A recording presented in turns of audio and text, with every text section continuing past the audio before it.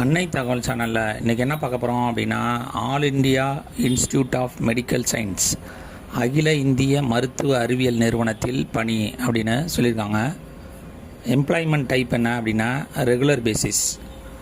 Posting பேர் nursing officer requirement common eligibility test 10 NORCET அப்படின்னு சொல்லியிருக்காங்க. பிளேஸ் ஆஃப் போஸ்டிங் எங்கே அப்படின்னா all over India.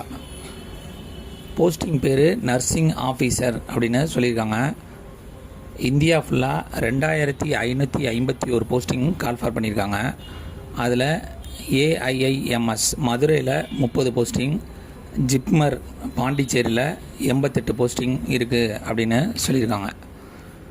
Educational qualification என்ன சொல்லியிருக்காங்க அப்படின்னா BSc honours nursing, BSc nursing, recognised Indian nursing council அல்லது ஸ்டேட் நர்சிங் கவுன்சில் யூனிவர்சிட்டி அல்லது இன்ஸ்டியூட்டில் முடித்தவங்க இதுக்கு விண்ணப்பிக்கலாம் அப்படின்னு சொல்லியிருக்காங்க.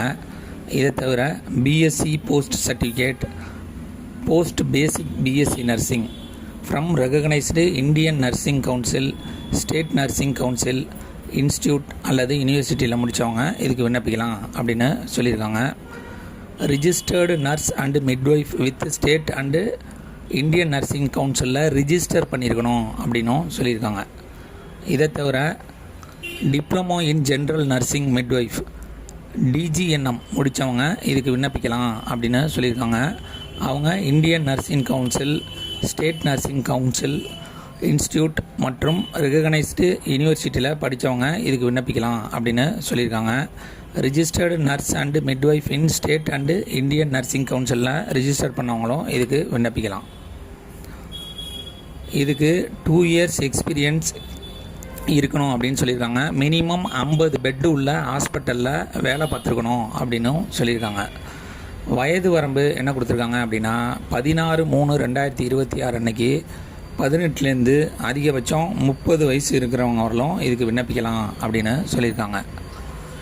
ஏஜ் ரிலாக்ஸேஷன் யார் யாருக்கெல்லாம் கொடுத்துருக்காங்க அப்படின்னா SC/ST கேண்டிடேட்டாக இருந்தாங்க அப்படின்னா அவங்களுக்கு 5 இயர்ஸ் ஏஜ் ரிலாக்ஸேஷன், OBC கேண்டிடேட்டாக இருந்தாங்க அப்படின்னா அவங்களுக்கு 3 years age relaxation, physically challenge general மற்றும் எக்கனாமிக்கலி வீக்கர் செக்ஷனாக இருந்தாங்க அப்படின்னா அவங்களுக்கு 10 வருஷம் age relaxation, physically challenge SC/ST கேண்டிடேட்டாக இருந்தாங்க அப்படின்னா அவங்களுக்கு 15 வருஷம் ஏஜ் ரிலாக்ஸேஷன் கொடுத்துருக்காங்க.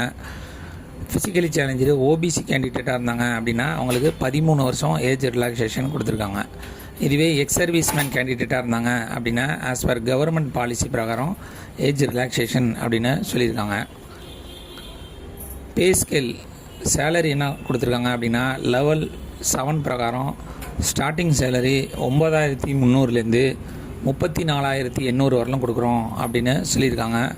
இதை தவிர கிரேடு பே 4600 கொடுப்போம் அப்படின்னு சொல்லியிருக்காங்க. மெத்தட் ஆஃப் செலெக்ஷன் எப்படி தேர்ந்தெடுக்கிறாங்க அப்படின்னா இந்த எக்ஸாமுக்கு ஆன்லைன் மூலியமாக விண்ணப்பிக்கிறப்ப stage 1 NORCET preliminary exam conduct பண்ணுறாங்க. அதில் செலக்ட் ஆகிறவங்களுக்கு NORCET மெயின் எக்ஸாம் கண்டக்ட் பண்ணுவோம் அப்படின்னு சொல்லியிருக்காங்க. இந்த எக்ஸாமுக்கு ஆன்லைன் மூலியமாக மட்டும்தான் விண்ணப்பிக்க முடியும்.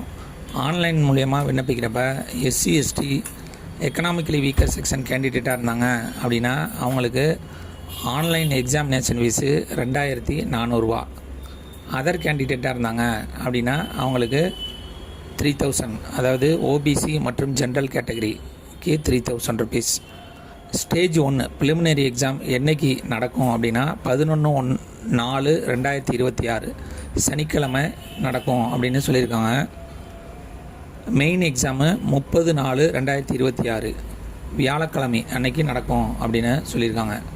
விண்ணப்பிக்க கடைசி நாள் 16/3/2026 மாலை 5 மணி வரலும் ஆன்லைன் மூலயமா விண்ணப்பிக்கலாம் அப்படின்னு சொல்லியிருக்காங்க. டிஸ்கிரிப்ஷனில் லிங்க் கொடுத்துருங்க. விண்ணப்பித்து வெற்றி பெற்று பணியில் சேருக. நன்றி, வணக்கம்.